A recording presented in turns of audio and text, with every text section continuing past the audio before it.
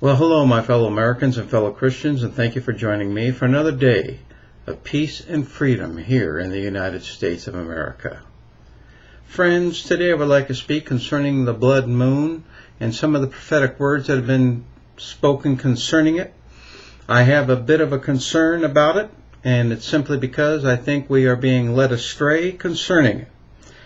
The blood moon prophecy does not really have in any sense, actually, going to affect the United States of America in any way, shape, or form. And the fact of the matter is that when prophecy teachers talk about these blood moons, and they say with emphatic words, something is about to happen, folks, really? I can say something is about to happen, and something will happen, because world events are changing quickly. Things are rapidly changing throughout the world. Things happen out of the blue that people would never dream. Like the Malaysian flight, how it just has disappeared out of the sky and no one knows where it is. But no one predicted that, did they? There's not one prophetic teacher that predicted that. And this is the point that I want to make concerning this blood moon prophecy, and for Christians that are getting all in a tizzy concerning it and thinking, oh, these are the end times. The prophets of today, the doomsday prophets, the conspiracy theorists, have America falling and the world falling at the hands of the Antichrist tomorrow. But the Lord's Word actually says that these are not the end times, but these are the beginning of sorrows. The earthquakes that you have seen just recently, down in Chile, Nicaragua, the Solomon Islands, all these earthquakes are part of the birth pains that the Lord spoke about. And if you read in the Gospels, when the Lord talks about the end times, He speaks of earthquakes and famines and pestilences, but He says the end is not yet. The reason why the end is not yet, folks, is there's quite a few things that still have to happen in the earth in order for it to be the end times. Number one, the temple still has to be rebuilt in Israel. In order for Antichrist, as the Lord spoke Himself and said, when He shows up on the scene and He walks into that temple and claims to be God, then you'll know it's the end times. Then we also have a one world government that has to be in place, because we see that without the mark of the beast that is talked about in Revelation, you cannot buy or sell throughout the entire world. You can't do anything in the entire world economically without that mark on your hand or your forehead, it says. So that has to be in place. The world needs to be reconfigured. Things have got to change dramatically in the Middle East and around the world. And we don't see that happening yet either. And lastly, there has to be supernatural powers to enter into the earth. If you read in Revelation chapter 11, it talks about the two witnesses that come and how they have the power of God behind them, and that they will be able to do supernatural powerful works in the earth. We also read how, like the Antichrist and the false prophet, will have supernatural powers to impress the people of the earth.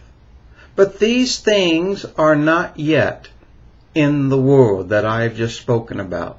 So these are, folks, the beginning of sorrows. And I want to point out, there is nowhere, as I have said before, the United States written in Bible prophecy, and that America can be a great and shining light before the Lord comes. If we walk down a darkened path, as I've said before, and we walk in jealousy, hate, and violence, and all the wrong things of life, it will overtake us as a nation, and sure, we will fall. But if we take hold of the good things of life, of love, joy, peace, long-suffering, gentleness, meekness, faith, the love of neighbor, the unity of one another, a common purpose, a common goal, and we walk in those things as a people and as a nation, we shall flourish. It's that simple. The Lord says here, or excuse me, not the Lord, but St. Paul says, actually, in Galatians chapter 3, he says, O foolish Galatians, who has bewitched you that you should not obey the truth, before whose eyes Jesus Christ has been evidently set forth before you, crucified among you? This only would I learn of you, receive you the Spirit by the works of the law, or by the hearing of faith? Are you so foolish, having begun in the Spirit, are you now made perfect by the flesh? Particularly to the Christian that is interested in Bible prophecy, these are carnal ideas that many of the prophetic teachers are giving you today. Let me give you an example. They are running out of material concerning the Scriptures, because there is nothing written about the United States. And the words that they have spoken in the past have not come to pass. I have said that before. There is not one prophet that has predicted any national or world event in the last 30 or 40 years. No one has done it. Not one. And they are running out of material, as I have said. And they're running out of material, so who do they choose? They choose the President of the United States, or they choose the Pope, or they choose somebody else to banter and to choose to pick on, that they may draw attention to them and their ministries. And this is what Paul's talking about. Have you begun in the Spirit and now you're ending in the flesh? You're ending as carnal. You're not walking uprightly according to the ways of the Lord and what His Word says. And the Lord's Word says that these are the beginning of birth pains. Now the blood moon is happening on the Passover. Now many people say, I have a hard time believing in the Bible, and I have a hard time believing in the Lord. But folks, there are two things that are actually still among us. Number one, it is the Jewish people. And number two, it is the celebration of the Passover. And the Lord has said, they shall live forever. Not only the Jewish people, but the Passover shall live on forever and ever and ever. And the Passover is still celebrated today. And the Passover, for those who do not know, basically is reminiscent of the children of Israel as they were taken out of the bondage of Egypt and headed towards the promised land. And Christ the Lord Himself is the Christian Passover. Christ the Lord is the Passover for the Christian, from death unto life. So, my fellow Americans and fellow Christians and friends, put your faith in who you are, in your intuition. Watch who you're listening to. And have a little more faith in yourself and what your intelligence is telling you if someone is leading you astray.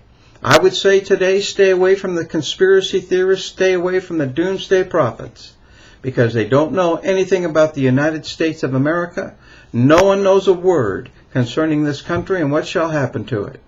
But rely upon your intuition and put your faith in the good Lord and look towards the good things in life, and that is what shall guide you in the coming days. God bless you, and God bless the United States of America.